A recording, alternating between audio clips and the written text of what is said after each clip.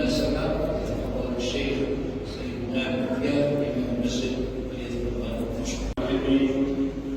واجعلنا وإياكم ممن يستمعون القول فيتبعون أحسنه.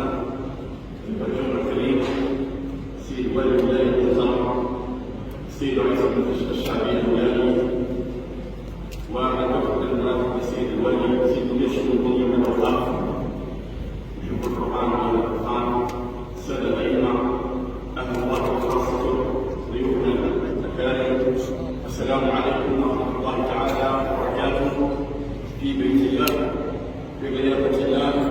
أهلا وسهلا ومرحبا بكم.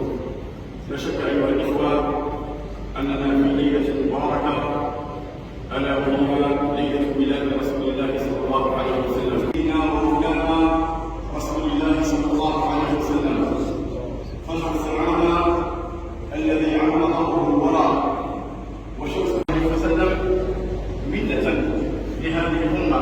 وقال الله عز وجل في ذلك: لقد من الله على المؤمنين إذ بعث فيهم رسولا من أنفسهم. كذلك جاء ولي الشؤون والأوقاف أن تكرم ثلة ومجموعة من إدارات ومؤثري التعليم على مستوى الولاية المجدين والمجتهدين وكذلك شخصية ثانية. ولأجل هذا خرجنا اليوم ونبدأ بالتكريم الأول بحفظ القرآن الكريم والمرتبة الأولى ثم المرتبة الثانية. تفضل طالبة حسنة عبدا.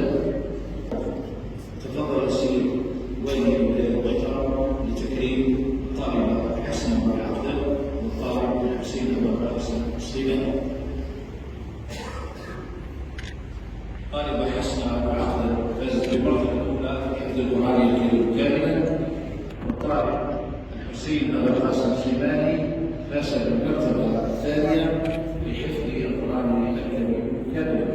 جائزة مسؤولها بنفسه فاز بالمرتبة. نستغفرك ونتوب إليك. بسم الله الرحمن الرحيم.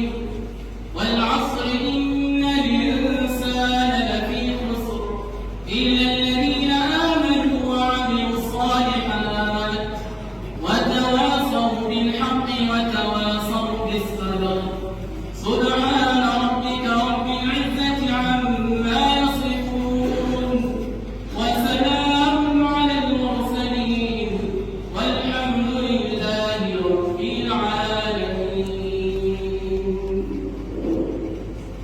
اللهم أعنه على شؤون البلاد ورعايتها يا رب العالمين. اللهم وفقه وزراءه وأعوانه بما فيه خير البلاد والعباد يا رب العالمين.